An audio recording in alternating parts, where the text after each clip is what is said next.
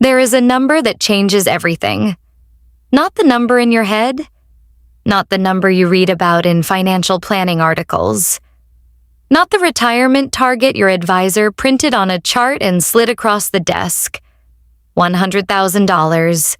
The moment your savings account crosses six figures, you become a fundamentally different kind of customer to the financial system. And the financial system starts behaving toward you in ways you were never told to expect and never taught to recognize. I want you to picture two people sitting in identical chairs at identical bank branches in the same mid-sized American city on the same Tuesday morning. The first person has $4,200 in their savings account. They are there to ask about a small personal loan. The banker is polite, professional. He processes the paperwork, explains the rate, hands over a brochure. The interaction takes 12 minutes. The person leaves with a loan they will pay back at 22% interest. The second person has $112,000 in their savings account. They are there for a routine question about a wire transfer. Before they leave that branch, 3 different people have stopped by their table. A wealth management associate, a mortgage specialist who happened to be nearby, the branch manager herself, who introduced herself personally and mentioned that she would love to find a few minutes to discuss the bank's premium services. Same bank, same city, same Tuesday. 2 completely different experiences. That shift, that sudden institutional attentiveness is not random. It is not hospitality. It is not friendliness. It is a very calculated response to a very specific number. And understanding what drives it could be the most financially important thing you learn this year. Meet James. James is 41 years old. He lives in Columbus, Ohio. He spent 12 years as an operations manager at a logistics company. He is not a finance person. He does not read investment books. He does not have a financial advisor. He just decided at 29 that he was going to save aggressively, keep his expenses low, and figure out the rest later. By the time he turned 40, James had $108,000 sitting in a high-yield savings account at his primary bank. He felt good about it. He felt secure in a way he had not felt before. He had worked hard for that number. He had said no to things for 11 years to get there. And then the calls started. Not once. Not twice. His bank's wealth management division reached out 4 times in 6 weeks. His credit card company offered him a new premium product he had never heard of. His insurance provider sent a letter about estate planning services. An investment company, whose name he barely recognized, sent him a glossy brochure in the mail addressed to him personally. James had not asked for any of this. He had not changed anything about his financial behavior. He had simply crossed a threshold, and the financial industry had noticed. He told me later that the attention felt flattering at first. It felt like he had arrived somewhere, like he had finally been noticed. By the time he understood what was actually happening, he had signed up for a wealth management service charging him 1.1% annually on his assets, moved $60,000 out of a 4.8% high-yield savings account into a managed portfolio that was performing worse than a basic index fund, and purchased a whole life insurance product he did not need and did not fully understand. In 18 months, the system that had made him feel seen had quietly extracted approximately $14,000 in fees, lost returns, and unnecessary insurance premiums from someone who had spent 11 years building what he had. James is not unusual. He is, in fact, exactly what the financial services industry is designed to find. A disciplined saver who built real capital, who finally feels financially confident for the first time in his life, and who, precisely because of that confidence, is more open to financial products than he has ever been before. This is not a coincidence. The timing is engineered. Let me show you exactly how it works. The American banking and financial services industry makes its money through several distinct mechanisms. For people with low account balances, the primary revenue source is fees, monthly maintenance fees, overdraft fees, out-of-network ATM charges, wire transfer fees. The industry refers to this segment, not unkindly, as the fee-based customer. Low margin, high volume, processed efficiently. For people with high account balances, the primary revenue source shifts to something far more valuable. Assets under management fees, product sales, interest rate spreads, and cross-selling opportunities. This segment represents a much smaller number of customers but generates dramatically more revenue per person. The $100,000 threshold is not arbitrary. It is approximately the point at which a customer transitions from fee-based revenue to product-based revenue in the bank's internal classification system. It is the number above which dedicated attention becomes economically rational from the institution's perspective. When James crossed $100,000, he did not become more important to his bank because they cared about his financial success. He became more important because his account balance represented a revenue opportunity that his previous balance did not. The attention is real. The concern for his well-being is theater. Understanding this distinction is the first protective move anyone who crosses that threshold can make. Now let me tell you what banks and financial institutions actually do not want you to know about the products they bring to high-balance customers. The wealth management pitch almost always arrives first, and it arrives wearing the language of complexity. The market is uncertain. Your tax situation is complicated. Your future needs sophisticated planning. Our advisors have access to institutional strategies you cannot access yourself. This language is carefully designed to make the thing you have been doing, which is saving and growing your money, suddenly feel insufficient. Like you have been fine until now, but the next phase requires professional help. Here is what the research actually says about wealth management performance at major institutions. A 2025 analysis of active wealth management portfolios at the 5 largest U.S. banks found that approximately 87% of them underperformed a simple 3-fund index portfolio over a 10-year period. Not by a small margin. The median underperformance after fees was 1.8% per year. On a $100,000 account, 1.8% per year compounds to approximately $20,000 in lost returns over 10 years. The management fee itself, typically running between 0.8% and 1.2%, adds another $10,000 to $15,000 in direct costs over the same period. The total cost of choosing a managed account over a simple index portfolio, on an account that starts at $100,000 and earns average market returns, is approximately $30,000 to $35,000 over 10 years. That is money that leaves your account in increments small enough that you never feel them, and large enough that they fundamentally alter your retirement trajectory. The fee conversation is designed not to happen, and when it does happen, it is designed to feel complicated. The number gets expressed in basis points rather than dollars. 110 basis points sounds meaningfully smaller than $1,100 per year on a $100,000 account. It is the same number. The basis point framing is not an accident.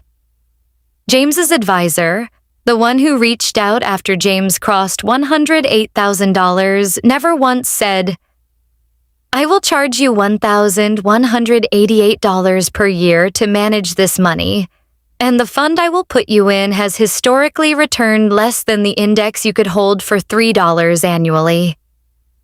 He said, "We offer comprehensive wealth management with a fee structure that is highly competitive within the industry." Both sentences describe the same product. Only one of them would have caused James to say no. No, but fees are only one layer of the mechanism. The second layer is the product cross-sell, and this is where it gets more interesting. When you cross $100,000 in savings, you also become statistically more attractive to insurance products, specifically whole life insurance and annuities.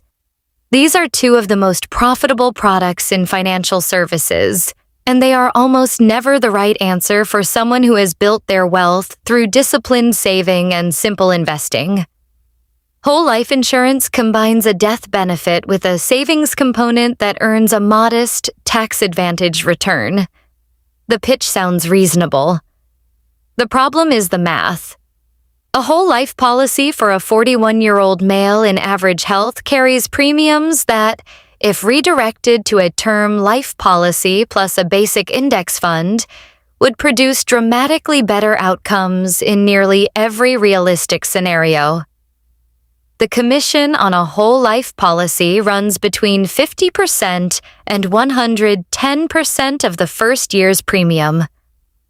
The advisor who sells James a whole life policy with a $4,000 annual premium earns $2,000 to $4,400 upfront, plus ongoing commissions for years. The commission on selling James a $20 per month term life policy and telling him to put the difference in a Vanguard account is approximately zero. The structural incentive to sell the wrong product is not subtle. Annuities present an even more complex picture. A variable annuity can carry total annual fees of 2% to 3.5% when you include mortality expenses, administrative charges, and the underlying fund expenses. On a $100,000 investment held for 20 years, the fee difference between a variable annuity and a direct index fund holding can exceed $60,000. The surrender charge structure on many annuities means that once you sign the paperwork, leaving the product costs you a significant percentage of your principal for the first 7 to 10 years. The product is designed to be difficult to exit once entered. The fee disclosure runs to 30 or 40 pages in a document most people never finish reading. James bought a variable annuity. He did not understand the surrender charge until he tried to move the money 14 months later. The exit cost him $4,200. None of this happened because James was foolish. It happened because the system that reaches out to people who cross $100,000 is very good at what it does, and what it does is extract wealth from people who have just built enough of it to be worth extracting. Let me show you the third layer, which is the one that operates the most quietly. When your savings cross 6 figures, your bank notices something else about you. You are now a candidate for what the industry calls deposit migration. Here is the problem your bank has with your $100,000 sitting in a savings account earning 4.5% annually. That 4.5% is money the bank is paying you. Every month that your balance sits in that account earning a competitive rate, the bank's margin on your deposits decreases. The ideal outcome for your bank is to move your money from the high-yield savings account into a product where the bank controls the return and where that return is lower than what you are currently earning. This is exactly what happens inside wealth management accounts. The money moves from the 4.5% savings account into a portfolio that might return 5% in a good year, minus the 1.1% management fee, leaving you with an effective 3.9% return. below what you were earning in the savings account you left behind. You went from earning 4.5% to earning 3.9%, and you paid someone to engineer that outcome.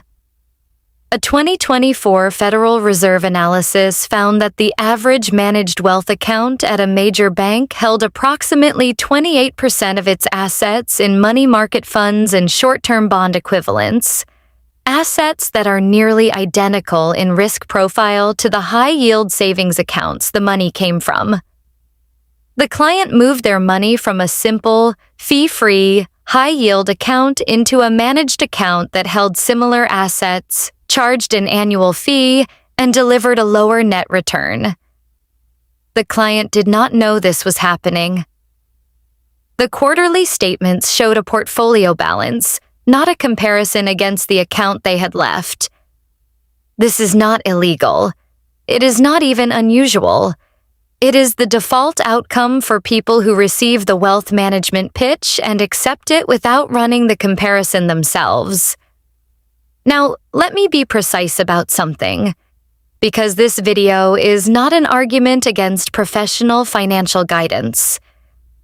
There are genuine situations where a financial advisor adds real, measurable value. Tax planning across complex income streams, estate planning with significant assets, retirement drawdown strategies with multiple income sources that need to be coordinated, business financial planning. These are real services that real advisors provide that genuinely benefit clients. The issue is not whether financial advice has value. The issue is who is providing it, under what incentive structure, and what they are actually recommending.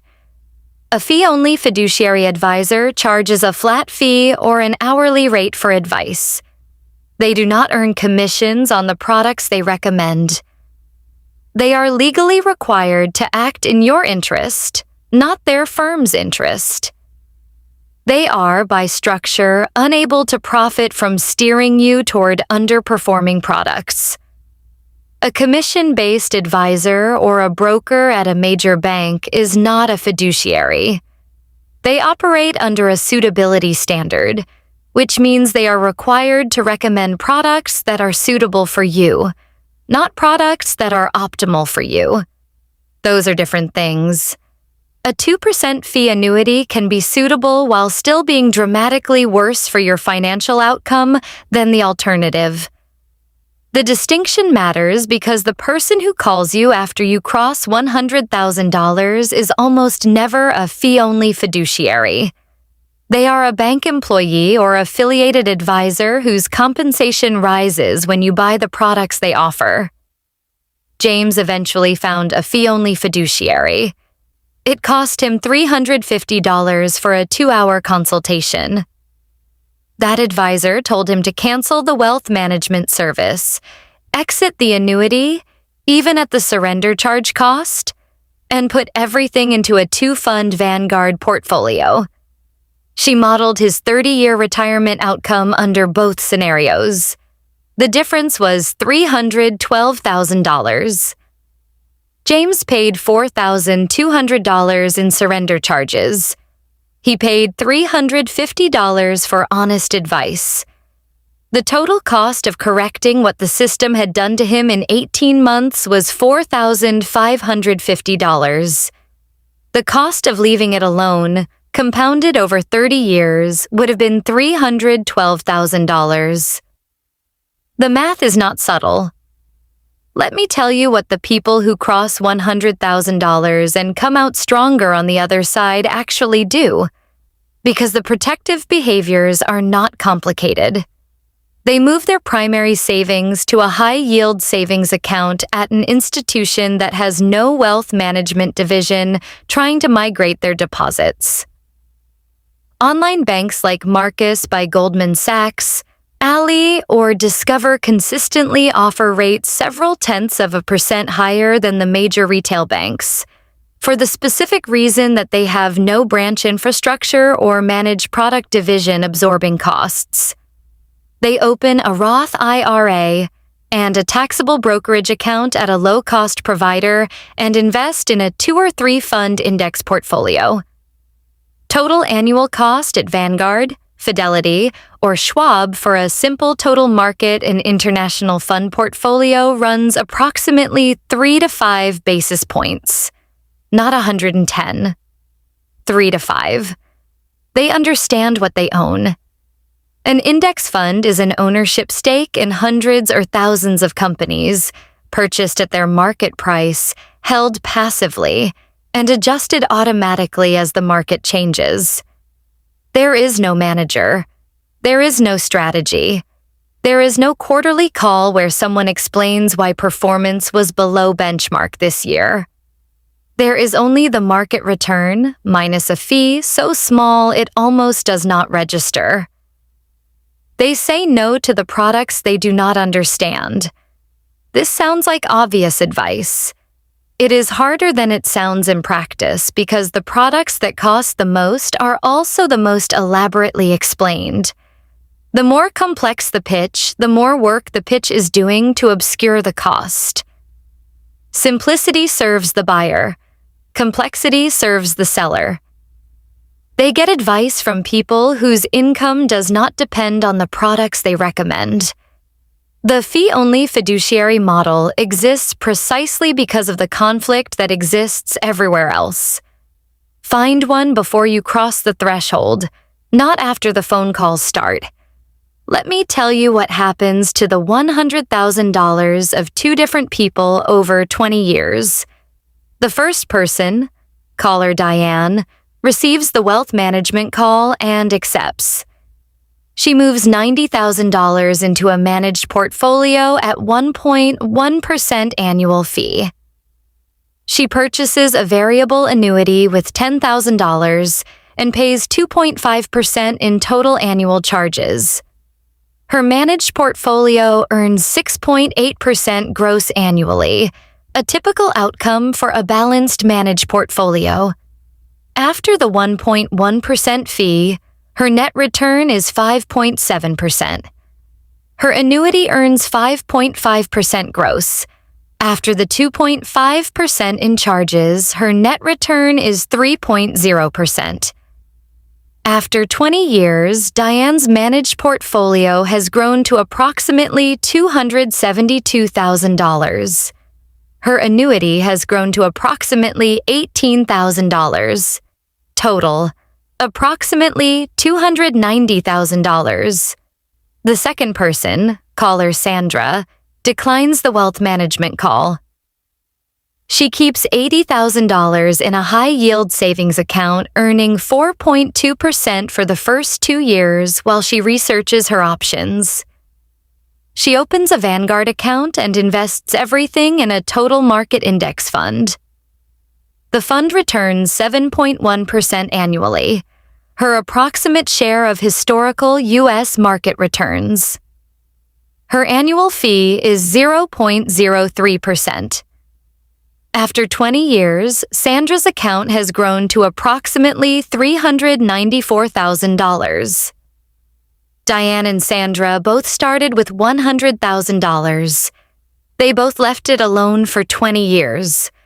One of them received the wealth management pitch and said yes. The other one said no. The difference is $104,000. That is the cost of the phone call. The one that felt flattering. The one that felt like a rival. The one where the branch manager came over and introduced herself personally. Now I want to address the thing most people feel when they hear this, because the feeling is real and worth naming. When the system pays attention to you for the first time, it feels good. After years of being an unremarkable depositor, suddenly having a wealth management associate reach out, suddenly having someone use your first name and ask about your goals, suddenly being offered products that feel premium and sophisticated, it feels like recognition. It feels like you made it to somewhere. That feeling is not a character flaw. It is a very specific emotional response that the financial services industry has spent decades learning to trigger precisely and reliably. The timing of the outreach, the language of the pitch, the warmth of the initial interaction, these are not accidents. They are the product of massive investment in understanding the psychology of newly affluent customers and engineering the perfect moment to approach them. You are not gullible if you feel that pull. You are human, and the system is very good at what it does. The protection is not armor. It is awareness. Knowing that the attention is revenue motivated does not require you to be hostile to the people extending it. James's bank employee was probably genuinely pleasant. He was also genuinely incentivized in a specific direction. Both things can be true simultaneously. The decision that changes your financial trajectory is simply this. The moment the outreach starts, pause. Do not move any money. Do not sign any paperwork. Do not schedule any follow-up appointments until you have spoken to a fee-only fiduciary who earns nothing from what they recommend. That conversation, the one that costs $300 or $400 for a few hours, is the most effective financial protection available to anyone who has worked hard enough to cross the threshold the system is waiting for. Let me come back to James. James is 43 now. He moved his money 2 years ago. He has $134,000 in a Vanguard Total Market Index Fund and $22,000 in a high-yield savings account he treats as his liquidity reserve. His annual investment cost is approximately $40 on the portfolio balance. He has a fee-only fiduciary he calls once a year for a check-in. The last meeting cost him $250. He does not receive unsolicited calls from wealth management associates anymore because he is no longer the profile they are looking for. He is a self-directed investor at a low-cost institution. There is no product to sell him. The lack of attention, the quiet, the absence of anyone reaching out to help him is the signal that he is on the right side of this now. He told me something recently that I want you to hear. He said that the most expensive thing he ever did with his money was feel proud of it at the wrong moment. He had worked for 11 years to get to $108,000. He was ready, finally, to feel successful. And the system handed him an experience that felt like success while quietly charging him for it. The real arrival, he said, was not the phone call from the branch manager. It was the $134,000 growing in an account where nobody was calling him. Nobody was trying to help him. And the only fees he was paying were the ones printed clearly in the prospectus. That is where the money actually goes to grow. That is the destination you are trying to reach. The threshold is real. The attention is real. The danger is real. And the protection is simpler than the system wants you to believe. Save in accounts with transparent, competitive rates. Invest in low-cost index funds. Hire advice from people whose income does not depend on your product purchases. And the next time the phone rings with someone offering to help you manage the money you worked so hard to build, you will know exactly what is being offered. And you will know exactly what to say.